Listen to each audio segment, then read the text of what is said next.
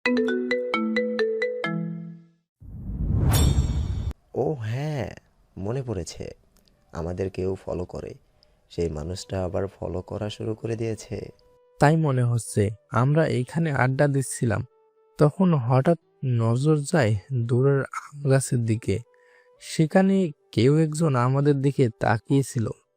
আমার মনে হয় কেউ অরিন্তিকার পেছনে লেগেছে। কোনো শত্রু হয়তো। জানতে পেরেছে অরিন্তিকা এমপি সাহেবের কাজিন। রাহা সন্দিহান দৃষ্টিতে তাকিয়ে শব্দ উচ্চারণ করলো। তার কণ্ঠস্বরে অজানা সংশয়ের উপস্থিতি। বাকিরাও কথাটার গভীরতা অনুধাবন করে খানিকটা উদ্বিগ্ন হয়ে উঠল। অরিত্রিকার মনের কোণে অস্বস্তির শীতল স্রোত বয়ে গেল। বুকের ভেতর হঠাৎই কেমন যেন শূন্যতা অনুভূত হলো। স্মৃতির অতল গহ্বর থেকে ভেসে উঠল কিছু ধূসর মুহূর্ত, অতীতের দুঃসহ অভিজ্ঞতা। গলা শুকিয়ে এলো। মনে হলো যেন প্রতিটা শ্বাস ভারী হয়ে আসছে। কপালের উপর টপ টপ করে ঘামের কণা জমতে শুরু করলো। হৃৎপিণ্ডের তাল ধরা ধরা ভাব। তবে কি আবারও সেই ভয়াবহ ঘটনা পুনরাবৃত্তি হতে চলেছে? প্রথমবার নিজেকে কোনো মতে সামলে নিয়েছিল সেই ভয়ঙ্কর সময়, সেই লড়াইয়ের মাধ্যমে। কিন্তু যদি এবারও একই পরিণতি সামনে আসে, তবে কি সত্যি আর ফিরে আসা সম্ভব হবে, নাকি এবার জীবন তাকে নিঃশেষ করে দিবে? তিশা অরিত্রিকার অদ্ভুত ব্যবহার দেখে ভয় পেয়ে গেল। উদ্বিগ্ন হয়ে জিজ্ঞাসা করলো, অরিত্রিকা, তুই ঠিক আছিস? অরিত্রিকার উত্তেজিত ভাব বাড়ল। ঘেমে নিয়ে একাকার অবস্থা প্রায়। সকলে তা দেখে ভয় পেয়ে গেল। রাহা দ্রুত ব্যাগ থেকে পানির বোতল বের করে ঢাকনা খুলে অরিত্রিকার হাতে দিল। অরিত্রিকা পুরো বোতলের পানি এক নিঃশ্বাসে শেষ করে দিল। মাথায় এলিয়ে দিল তিশার কাঁধে। ধীর কণ্ঠে বলল, আমায় কেউ বাতাস দে। রুদ্র, রাহা ও রুহান নিজেদের ব্যাগে হতে খাতা বই বের করে বাতাস দিতে লাগলো। অরিত্রিকা নিজেকে শান্ত করতে চোখ বন্ধ করলো। অরিত্রিকা ভার্সিটির প্রধান ফটকের সামনে এসে দাঁড়িয়েছে। শরীর আগের তুলনায় খানিকটা ভালো অনুভব হচ্ছে। তাই ক্যাম্পাসে আর সময় না কাটিয়ে সোজা বাড়ি ফিরে যাওয়ার সিদ্ধান্ত নিয়েছে। রাস্তার ধারে দাঁড়িয়ে এক হাতে কাঁধের ব্যাগ ঠিক করতে করতে চোখ বুলিয়ে নিল চারিপাশে। কিছুক্ষণ আগে সাদাতকে কল করেছিল। সে জানতে চেয়েছিল সে ফ্রি আছে কিনা। সাদাত স্বভাব সুলভ সুরে বলেছিল, হ্যাঁ ফ্রি আছি। কেন? পর মুহূর্তে অরিত্রিকা বলেছিল, তাহলে আমাকে বাড়ি পৌঁছে দিবি বাইকে করে? সাদাত হালকা হেসে বলেছিল, ঠিক আছে, ভার্সিটির গেটে দাঁড়া, আমি আসছি। ফোন রেখে অপেক্ষায় থাকলো সে। বাতাসে মৃদু দোলা যেন সামান্য ক্লান্ত দেহে প্রশান্তির পরশ বুলিয়ে দিচ্ছে। হঠাৎ পাশের কারো উপস্থিতি অনুভব করলো অরিত্রিকা। একটা চাপা শীতল স্রোত বয়ে গেল মেরুদণ্ড বেয়ে। কৌতূহলী হয়ে মুখ ঘুরিয়ে তাকালো পাশের, আর সঙ্গে সঙ্গে বিস্ময়ে আবরণ ছড়িয়ে গেল দৃষ্টিতে। সামনে দাঁড়িয়ে থাকা মানুষটিকে দেখে কিছুক্ষণ নীরব হয়ে গেল। অবিশ্বাস মিশ্রিত কণ্ঠে ধীরে ধীরে বলে উঠল, আপনি? কেমন আছেন মিস অরিত্রিকা ফাইরুজ চৌধুরী? মানবটি মৃদু হেসে শুধায়। অরিত্রিকা আরেক দফা অবাক হয়। কৌতূহলী ভাব নিয়ে জিজ্ঞাসা করে, আপনি আমার পুরো নাম কিভাবে জানেন মিস্টার ইলহাম? ইলমা হাসে। আপনার পরিচয়, নাম সবকিছু জানি মিস। এবার বলুন কেমন আছেন? অরিত্রিকা অন্যত্র দৃষ্টি স্থির করে ধীর কণ্ঠে বলল, ভালো আছি। সারহান কেমন আছে? বহুদিন ব্যাটার খোঁজ খবর নেওয়া হয় না। এমপি হয়ে বোধহয় আমায় ভুলে গেছে, কিন্তু কোনো ব্যাপার না, খুব শীঘ্রই আমাদের মোলাকাত হবে। আপনি সাহান ভাইকে কিভাবে চেনেন? অরিত্রিকা চমকিত নয়নে তাকিয়ে বলল। ইলমা ওষ্ঠ এলিয়ে হাসলো। রহস্যময় হেয়ালি কণ্ঠে বলল, রাজশাহীর এমপি বলে কথা, এক নামে সবাই চেনে। আপনার মনে হচ্ছে আপনি সাহান ভাইকে আপনি পার্সোনালি চেনেন? হয়তো পার্সোনালি চিনি। অরিত্রিকার মনে কেমন যেন অজানা সন্দেহ দানা বাঁধল। তবে সে আর কোনো কথা বলল না। নিঃশব্দে দাঁড়িয়ে রইল সেখানে। বাতাসের মৃদু দোলায় চুলের একগোছা সামনে এসে পড়ল। সে হাত বাড়িয়ে তা সরিয়ে নিল, চোখ নামিয়ে নিল এবং দৃষ্টি স্থির করলো অন্যদিকে। ইলহাম শান্ত দৃষ্টিতে তাকিয়ে রইল তার দিকে। মেয়েটা এমন মায়াবী কেন? এমন কোমল সৌন্দর্য যার দিকে তাকালে যে কেউ এক মুহূর্তের জন্য হলেও হারিয়ে যাবে। আর সে তো সত্যি হারিয়ে গেছে। 28 বছরের জীবনে কখনো এমন অনুভূতি হয়নি তার। কখনো কাউকে দেখে এমন মুগ্ধতা ছুঁয়ে যায়নি হৃদয়কে। অথচ এই মেয়েটিকে প্রথমবার দেখার পর থেকে কিছু যেন বদলে গেছে। রাত জেগে ভেবেছে তাকে নিয়ে, তার কণ্ঠস্বর, তার হাসি, এমনকি তার ক্ষণিকের অভিমানও। কিন্তু অরিত্রিকা কিছুই জানে না। সে জানে না কত রাত ইলহাম তার নাম ভেবে নির্ঘুম কাটিয়েছে। জানে না তার এক ঝলক দৃষ্টি কিভাবে কারো পুরো পৃথিবী ওলটপালট করে দিতে পারে। অরিত্রিকা ও সাদাত ভার্সিটি থেকে মাত্রই ফিরে এসেছে। ক্লান্ত পদক্ষেপে লিভিং রুমে প্রবেশ করতে তাদের দৃষ্টি আকর্ষিত হলো। লিভিং রুমে উপস্থিত সবাই যেন কোনো গুরুত্বপূর্ণ বিষয়ে গভীর আলোচনায় মগ্ন। তবে সারহান, আবির, অরিন ও ইশরাকে সেখানে দেখতে পেল না তারা। সামনের দৃশ্য দেখে অরিত্রিকা ও সাদাতের কপালে চিন্তার রেখা স্পষ্ট হলো। কি বিষয়ে এত গম্ভীর আলাপ চলছে? দ্বিধা ও কৌতূহল মিশ্রিত দৃষ্টি বিনিময় করে দুজনে দ্রুত পায়ে এগিয়ে এলো। তাদের উপস্থিতি টের পেয়ে মুহূর্তের মধ্যেই বাকালাপ স্তব্ধ হয়ে গেল, যেন তাদের আসার আগেই কোনো অদৃশ্য সমাপ্তি টেনে দেওয়া হলো আলোচনার। আজমল সাহেব হাসার ভান করে মেঘ ডাকলেন। অরিত্রিকা আম্মু, আমার পাশে এসে বসো। অরিত্রিকা কপাল কুঁচকে গেল। এটা কি হলো? তাদের দুজনকে দেখে হঠাৎ কেন কথোপকথন বন্ধ করে দিল সবাই? কি নিয়ে আলোচনা করছিল? হয়তো কিছু বোঝার প্রয়াস চালালো, কিন্তু অক্ষম হলো বুঝতে। কিছুটা দ্বিধাগ্রস্ত ভঙ্গিতে এগিয়ে গিয়ে বসলো বাবার পাশে। সন্দেহবাতিক কণ্ঠে শুধায়, কি নিয়ে আলোচনা করছিলে তোমরা, আর আমরা আসতেই আলোচনা বন্ধ করে দিলে কেন? আজমল সাহেব স্বাভাবিকভাবে বললেন, জরুরি একটা বিষয় নিয়ে বাড়ির বড়রা মিলে আলোচনা করছিলাম। তোমাদের আপাতত এই বিষয়ে জানার দরকার নেই। ইরফান ভাই তোমাদের বয়সী হলো কবে? তার মানে ওনার বয়স তোমাদের তুলনায় অনেক কম, তাও আলোচনায় সামিল হয়েছে। অথচ আমি শুধু জানতে চাইলাম কি নিয়ে আলোচনা হচ্ছিল। সেই প্রশ্নের উত্তর দিলে জানার দরকার নেই? ভার্সিটি থেকে ফিরেছো, ফ্রেশ হয়ে নাও। আজমল সাহেব গম্ভীর কণ্ঠে বলে উঠলেন। অরিত্রিকা মুখ গোমরা করলো, শব্দ করে উঠে পড়লো সোফা থেকে। মুখ গোমরা করে ধপাধপ পা ফেলে সেখান থেকে প্রস্থান করলো।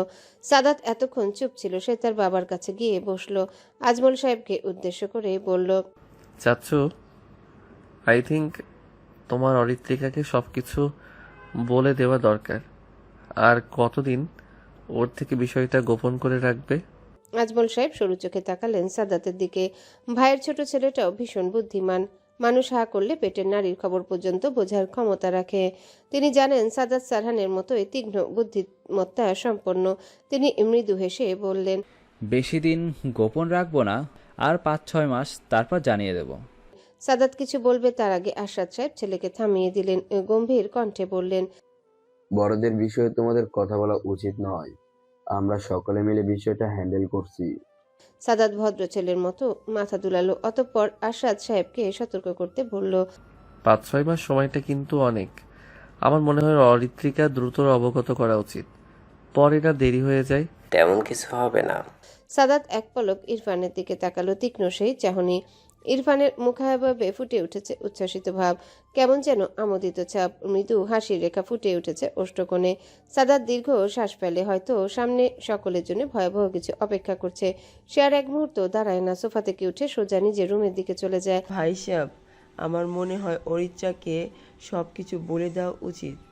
সাথে কিছুটা উদ্বিগ্ন হয়ে বললেন। আশরাত চিন্তিত হলেন, তবুও বললেন, আজমল যেহেতু এখন বিয়েটা জানতে চাইছে না, সেহেতু এই বিষয়টা গোপন থাক। সাথী বেগম দমে গেলেন এহেন কথায়। তানিয়া বেগম কিছু বলতে গিয়েও থেমে গেলেন। তিনি জানেন এই মুহূর্তে কিছু বলেও লাভ হবে না। ইসমা বেগম বললেন, সাথী, চিন্তা করো না, সময় হলে সবাই সবটা জানতে পারবে। সাথী বেগম কোনো উত্তর দিলেন না। আজমল সাহেব গম্ভীর মুখে বললেন, ভাই সাহেব, আজকে আবিরের বাবা মা আসবে সন্ধ্যায়। আপনি ওনার সাথে কথাবার্তা বলে নিয়েন। আরশাদ সাহেব ভ্রু বাঁকিয়ে বললেন, মেয়ের বাবা তুমি না আমি? আমি? তাহলে তাদের সাথে কথা কে বলবে? আপনি? এটা কি ধরনের ব্যবহার আজমল? প্রথমবারই বেআই বেআই আসছে, অথচ তুমি ছোট বাচ্চাদের মতো রাগ করে আছো। আরশাদ সাহেব গমগমে কণ্ঠে বললেন। আজমল সাহেব মুখ ভার করে বললেন, আবিরকে আমার মেয়ের জামা হিসেবে পছন্দ নয়। আশ্চর্য, এখনো এসব নিয়ে পড়ে আছো? অরিন এবং আবিরের একে অপর যেহেতু পছন্দ করে, তাহলে তোমার মেনে নিতে এত সমস্যা কেন? কারণ আবির পলিটিক্স করে। পলিটিক্স করলে কি সমস্যা? অনেক সমস্যা ভাই সাহেব। বাড়ির ছেলে পলিটিক্স করলে সমস্যা নেই, অথচ বাড়ির জামাই পলিটিক্স করলেই সমস্যা। একেই বলে বাঙালি। আরশাদ সাহেব বিরক্ত প্রকাশ করে বললেন।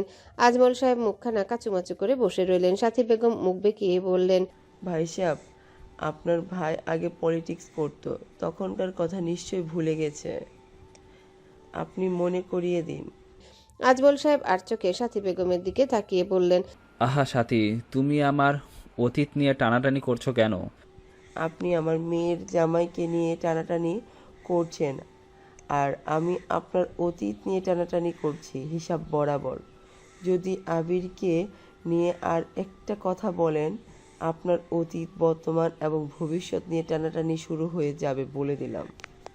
তুমি আমাকে ব্ল্যাকমেল করছো সাথী। আমার অতীতের ইজ্জত নিয়ে ছিনিমিনি খেলছো। আয় আমার কপাল, এ কাকে বিয়ে করেছি আমি? আজমল সাহেব হতাশাপূর্ণ কণ্ঠে কপাল চাপড়ে বলে উঠলেন। সাথী বেগম কটমট করে তাকালেন স্বামীর এমন নাটকীয় ভঙ্গিতে। তানিয়া বেগম এবং ইসমা বেগম মুখ টিপে হাসলেন। আরশাদ সাহেব বিরক্ত ভাব নিয়ে বসে রইলেন নিশ্চুপ ভঙ্গিতে। ইরফান অপ্রস্তুত ভঙ্গিতে সোফা থেকে উঠে দাঁড়ায়, গলা খাকারি দিয়ে বলে, মামা মামি আপনার ঝগড়া কন্টিনিউ করুন, আমি আসতে। কথাটা বলে ইরফান সেখান থেকে দ্রুত পায়ে প্রস্থান করলো।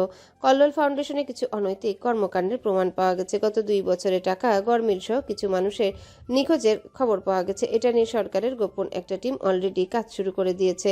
আই থিঙ্ক এত বড় কোম্পানির এমন অসাধু কর্মকাণ্ডের পেছনে কোনো প্রভাবশালী রয়েছে। টানা 3টা মিটিং শেষ করে পার্টি অফিসের নিজ কক্ষে গম্ভীর মুখে বসে আছে সারহান। ক্লান্তি তার চেহারায় ছাপ ফেললেও দৃষ্টিতে অনড় কঠোরতা। সামনে চেয়ারে বসে থাকা আবিরের মুখেও গভীর উদ্বেগের ছাপ।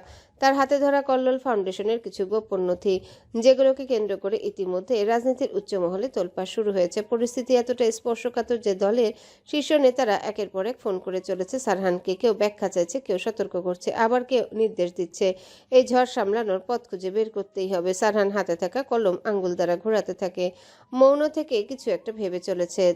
তার তীক্ষ্ণ দৃষ্টি নিবদ্ধ টেবিলের উপরে রাখা নথিপত্রের দিকে, যেখানে স্পষ্ট অক্ষরে লেখা রয়েছে কল্লোল ফাউন্ডেশনের নামক প্রতিষ্ঠানের কারচুপির বিস্তারিত তথ্য। প্রতিটা শব্দ যেন এক একটা বিস্ফোরণ, যা ইতিমধ্যে রাজনৈতিক অঙ্গনে তোলপাড় তুলছে। প্রেস ও মিডিয়া এখন এক মুহূর্তের জন্য এই ইস্যু থেকে দৃষ্টি সরাচ্ছে না। সংবাদ মাধ্যমের খবর প্রচারিত হচ্ছে অনবরত। রাজনৈতিক মহলে চাপা অস্থিরতা ছাপিয়ে পড়ছে। আগামীকাল রাজশাহী দলীয় কার্যালয়ে এই বিষয়ে প্রেস ব্রিফিং করবে সারহান। কি বলবে, কিভাবে সামলাবে এই পরিস্থিতি, সেই ভাবনায় যেন তার মস্তিষ্ক জটিল সমীকরণের সমাধান খুঁজছে। আবির কিছুক্ষণ মৌন থেকে বলে, কল্লোল ফাউন্ডেশনের প্রতিষ্ঠাতা রফিকুল হাসান এবং তার পরিবারের লোক ইতিমধ্যে গা ঢাকা দিয়েছে, আর প্রতিষ্ঠানের কিছু সংখ্যক কর্মকর্তা পরিবার সহ উধাও।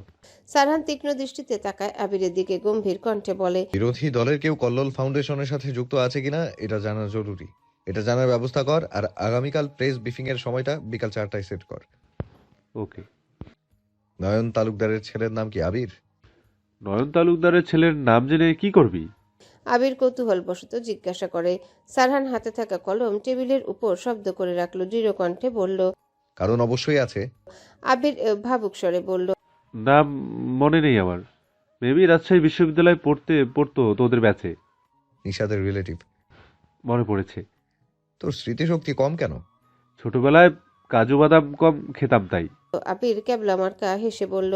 সারহান বিরক্ত বোধ করলো এহেন কথায়। সে কথা না বাড়িয়ে টেবিলে রাখা ফোনটা হাতে নিয়ে স্ক্রল করতে লাগলো। এর মাঝে দরজা খুলে প্রবেশ করলো ইনান। দ্রুত পায়ে এগিয়ে এলো। সারহানকে ফোন স্ক্রল করতে দেখে গলা খাকারি দিয়ে বলল, ভাই আপনার সাথে একজন দেখা করতে এসেছে। সারহান ফোন স্ক্রিনে নজর রেখে বলল, কে দেখা করতে এসেছে? ছেলেটার নাম ইলহাম তালুকদার। ইনান স্বাভাবিকভাবে বলল। সারহান ইনানের দিকে কিছুক্ষণ তাকিয়ে থেকে ভরাট কণ্ঠে বলল, ভেতরে আসতে বলো। ঠিক আছে। উক্ত কথাটা বলে ইনান বেরিয়ে গেল। সারহান ফোন রেখে দিল টেবিলে। আবিরকে ইশারা করলো পূর্ব পাশের চেয়ারে বসার জন্য। আবির উঠে গিয়ে বসলো সেথায়। কেমন আছেন নেতা সাহেব? দরজা খুলে প্রবেশ করলো ইলহাম। মুখে স্বভাব সঙ্গত সংকীর্ণ হাসির রেখা, বেশ আমোদিত ভাব নিয়ে এগিয়ে আসছে। সারহান তির্যক চাহনিতে পরখ করে, বাঁকা হেসে প্রতি উত্তর করে, এতক্ষণ ভালো ছিলাম, তোকে এতদিন পর চোখের সামনে দেখে মন আরো ভালো হয়ে গেল। ইলহাম হাসে, কয়েক কদম এগিয়ে এসে ধম করে বসে পড়ে চেয়ারটায়। এই শব্দে আবির লাফিয়ে উঠে বুকে দুবার ফু দেয়, চোখ মুখ কুচকে তাকায় ইলহাম নামক মানুষটার দিকে। তখনই মনে পড়ে ইলহাম তালুকদার নয়ন তালুকদারের ছেলে। এই বেটা পার্টি অফিসে কোন সুখে এলো। ইলহাম হাসি বজায় রেখে বলে, আগের মতো রয়ে গেছিস তুই।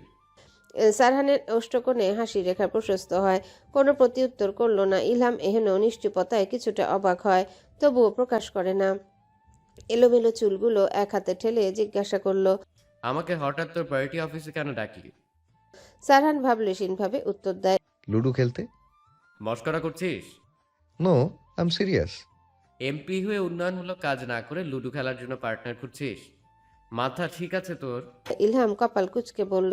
সারহানের ভাবভঙ্গি পরিবর্তন হয়, চিবুক শক্ত হয়ে আসে। তীক্ষ্ণ দৃষ্টিতে তাকিয়ে ভরাট কণ্ঠে বলে, আজকাল ভার্সিটি এরিয়াতে তোকে পরোপকার করতে দেখা যাচ্ছে। পরোপকার করা ভালো, বাট নির্দিষ্ট কাউকে নয়। কি বলতে চেয়েছি বুঝতে পেরেছিস নিশ্চয়ই? ইলহাম এতক্ষণে কাহিনী বুঝলো। তার মানে সারহান অবধি খবর পৌঁছে গেছে। সে বুঝেও না বুঝার ভান করে বলল, নির্দিষ্ট কাউকে বলতে কাকে বুঝিয়েছিস? Stay away from her. Otherwise, I'll make things worse for you. আমায় হুমকি দিচ্ছিস? কি করবি তুই? ইলহাম ক্রোধ মিশ্রিত কণ্ঠে বলে উঠল। সারহান তা দেখে ক্রূর হাসে। হাসি বজায় রেখে অতি শান্ত কণ্ঠে বলে, আমি তোকে সময়ের পাতা থেকে ছিঁড়ে ফেলবো, যেন তোর অস্তিত্ব নিষ্প্রভ স্মৃতির মতো মিলিয়ে বিলীন হয়ে যায়। ইলহাম অট্টহাসিতে ফেটে পড়ে। আবির বুঝতে পারে আসল কাহিনী। এই এক খচ্চর বেটা নিশ্চিত অরিত্রিকার দিকে নজর দিয়েছে।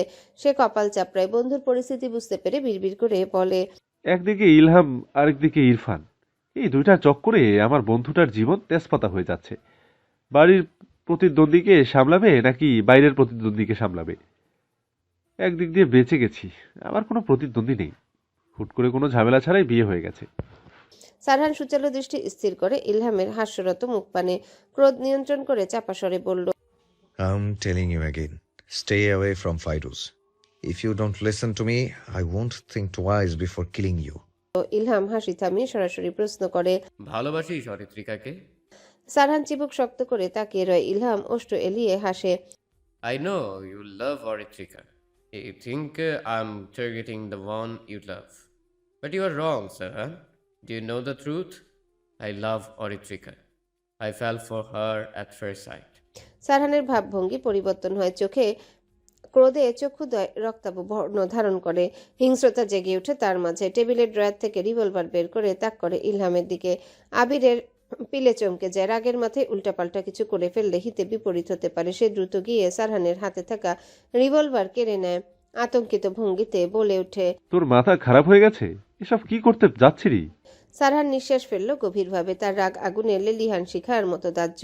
রিভলভার হাতছাড়া হতেই তার চোয়াল শক্ত হয়ে গেল। আঙ্গুলগুলো মুষ্টিবদ্ধ হলো এতটাই জোরে যে নখ যেন নিজের তালুতে বিদ্ধ হতে চলেছে। তার চোখ দুটো লালচে আক্রোশে টকবক করছে। ইলহামের দিকে সে দৃষ্টি নিক্ষেপ করলো।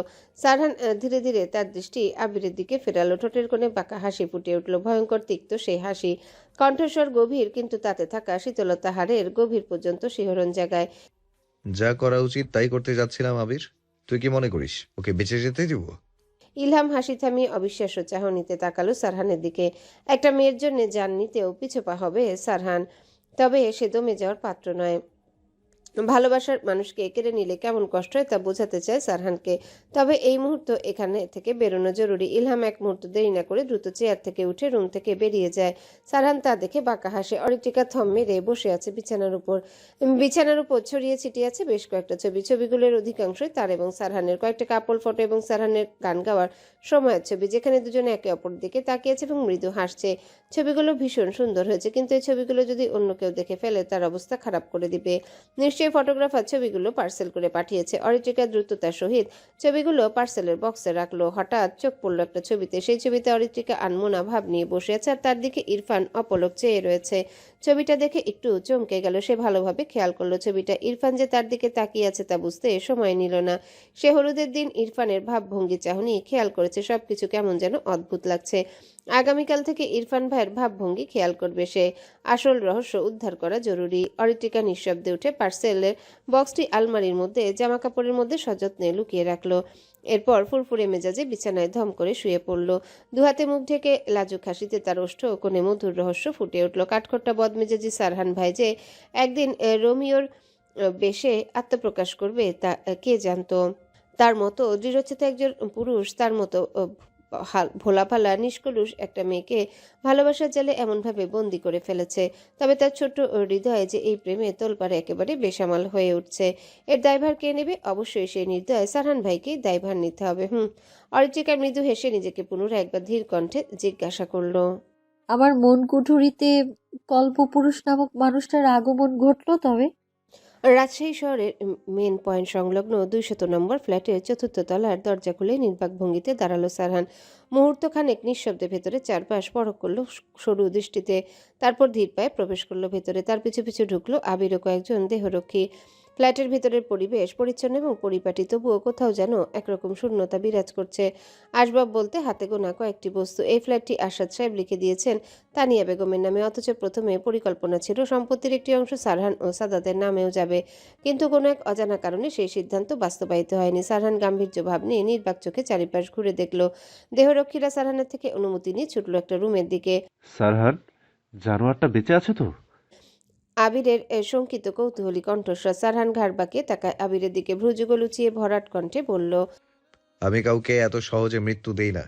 আবির হাঁপ ছেড়ে বাঁচল, তবুও কোনো বিষয় নিয়ে বেশ চিন্তিত দেখালো। সারহান তা পরখ করলো, অতঃপর বলল। আবির ভড়কে গেল, সংকুচিত নয়নে তাকালো সারহানের দিকে। সারহান ইশারা করলো যাওয়ার জন্যে। আবির আদেশ উপেক্ষা করলো না, মাথা দুলিয়ে রুমের দিকে পা বাড়ালো দ্রুত। আবির সেখান থেকে প্রস্থান করতে সারহান কয়েক কদম এগিয়ে গিয়ে দাঁড়ালো জানালার সামনে, হাত দ্বারা খুলে দিল জানালার গ্লাস। বিকেলের মিষ্টি রোদ সুযোগ বুঝে ফ্ল্যাটে ঢুকলো। স্নিগ্ধ প্রকৃতির মৃদু বাতাস ছুঁয়ে গেল পুরুষালী দেহ। সারহান এক দৃষ্টে তাকিয়ে রয় ব্যস্ত নগরীর দিকে, মন কিছুটা অশান্ত, বিচলিত। কিছুক্ষণ আগে খবর পেয়েছে বাড়ির গোপন বৈঠকের মূল উদ্দেশ্যের হয়তো এই শঙ্কা আগে থেকে আঁচ করতে পেরেছিল প্রেমিক সত্তা। তাই গতরাতে তার একান্ত নিভৃত সুধাকে এক পলক দেখার জন্য মরি হয়ে উঠেছিল। সারহানের নিজেকে নিয়ে কোনো পরোয়া করে না, কিন্তু অরিত্রিকার জন্য ভীষণ চিন্তিত। মেয়েটা যখন জানবে পরিবারের সিদ্ধান্ত, তখন মেয়েলি মনে সদ্য জন্ম নেওয়া অনুভূতি ঝড়ো হাওয়ায় এলোমেলো হয়ে যাবে। প্রণয়ের সন্ধিক্ষণে এসে প্রণয়ের সমাপ্তি ঘটবে। সারহান তো চায়নি তার প্রণয়িনী প্রণয়ের বিরহে পুড়ে ছারখার হয়ে যাক। সে চেয়েছিল নিজের অব্যক্ত অনুভূতির প্রকাশ করে অরিত্রিকার মনে নিজের জন্য ফুলস্বরূপ প্রণয় বৃক্ষ রোপণ করতে, ভালোবাসার পুষ্প ফোটাতে। তবে সে সক্ষম হয়েছে, কিন্তু সময় যেন বেইমানি করলো নাকি প্রতিশোধ নিচ্ছে এক প্রেমিক পুরুষকে দহনে পোড়ানো। সারহান তপ্ত শ্বাস ফেলে। সে চায় না অরিত্রিকা তার মতো দহনে পুড়ে অঙ্গার হোক। মেয়েটা যেন তার ন্যায় কষ্ট না পাক। এই নশ্বর দুনিয়ায় যে যা মন থেকে চায় তা সহজে পায় না। হয়তো সামনে এমন কিছু অপেক্ষা করছে তাদের জন্য। সারহান পাঞ্জাবির পকেট হতে ফোন বের করে, তীক্ষ্ণ নজরে ফোনের স্ক্রিনে কাঙ্ক্ষিত নাম্বার খুঁজতে থাকে।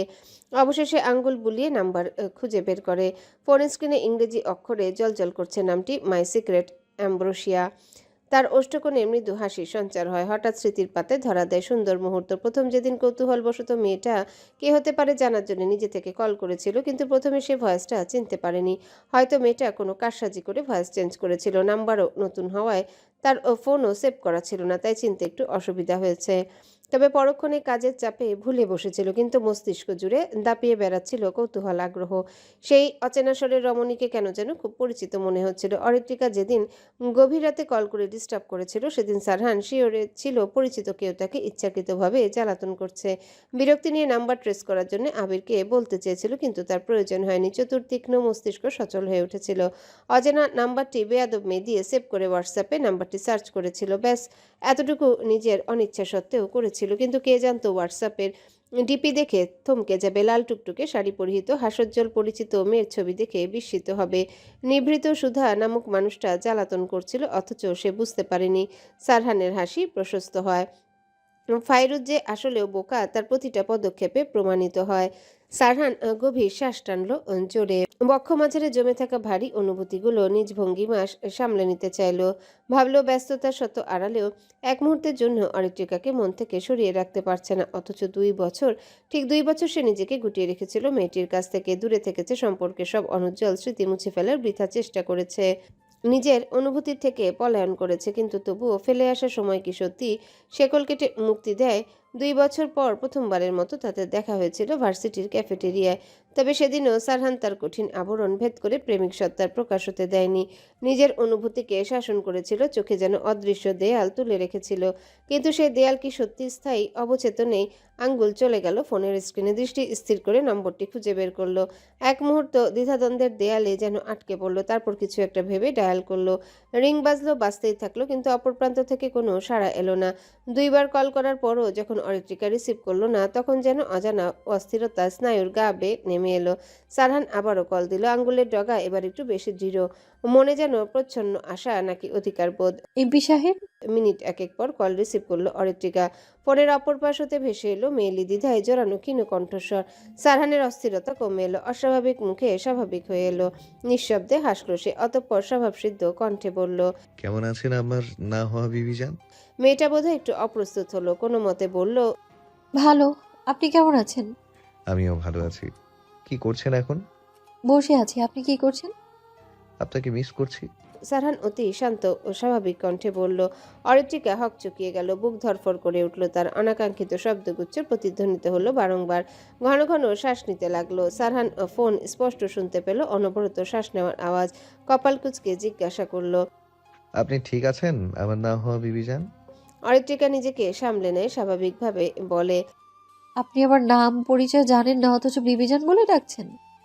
আপনার নাম পরিচয় জেনে কি করব? একটা অচেনা মেয়েকে কল দিচ্ছেন, বিবিজান বলছেন, কিন্তু পরিচয় জানার প্রয়োজন মনে করছেন না। ও, বুঝেছি, টাইম পাস করছেন। বিগত কয়েকদিনে কল করেছি? না। তাহলে টাইম পাস করেছি এটা বলার রাইট নেই আপনার। অরিত্রিকা থতমত খেলো, তবুও দমল না।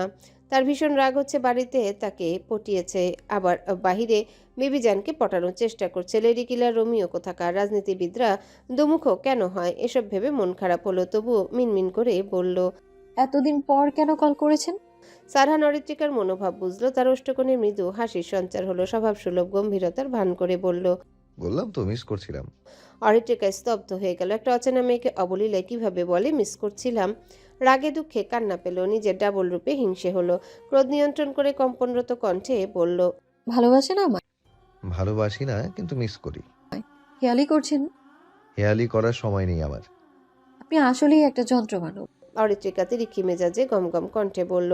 সারহান বাঁকা হাসলো। অরিত্রিকা যে জেলাস তা বুঝতে সময় লাগলো না। হাসি বজায় রেখে গলা খাদে নামিয়ে বলল।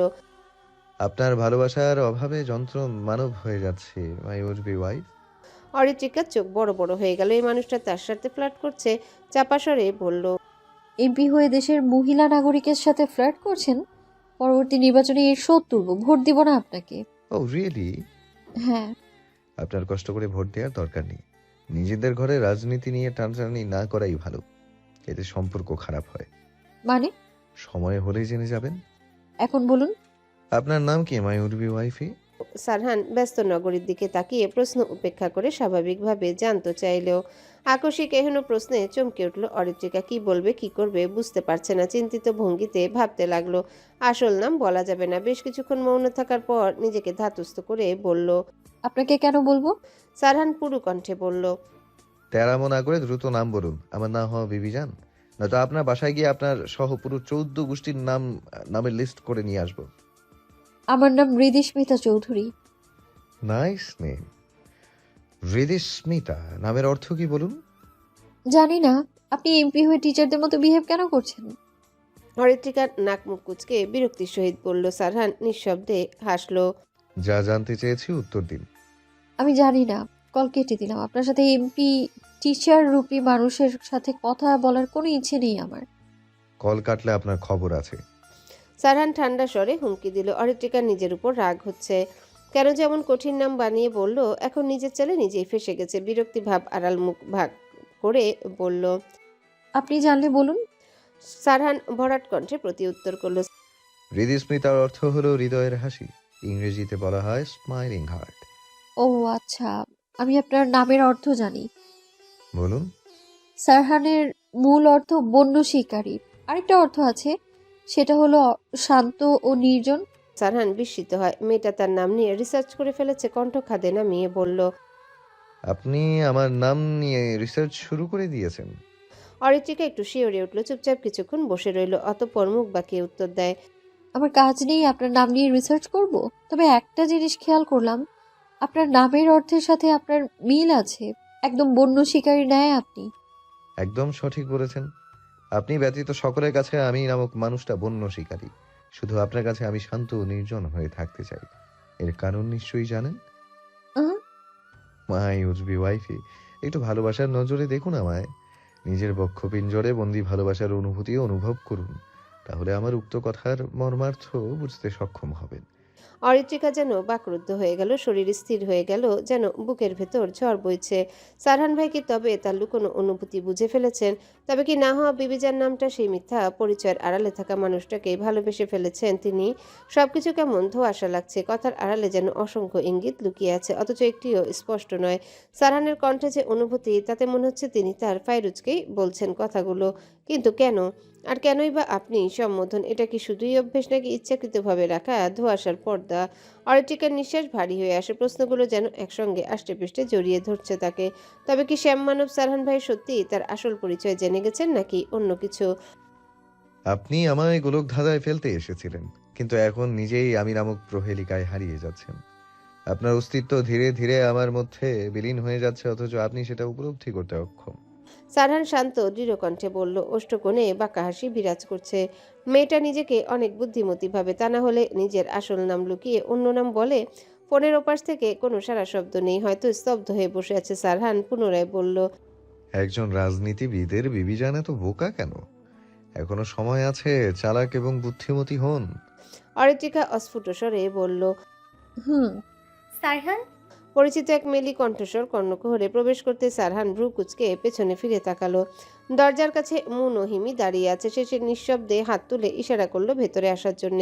মুন ও হিমি ধীর পায়ে রুমের ভেতরে প্রবেশ করলো। ওদিকে ফোনের ওপারে শুয়ে থাকা অরিত্রিকার কানে ভেসে এলো সেই মেয়েলি কণ্ঠস্বর। মুহূর্তে বিস্ময়ে তার চোখ বড় হয়ে গেল।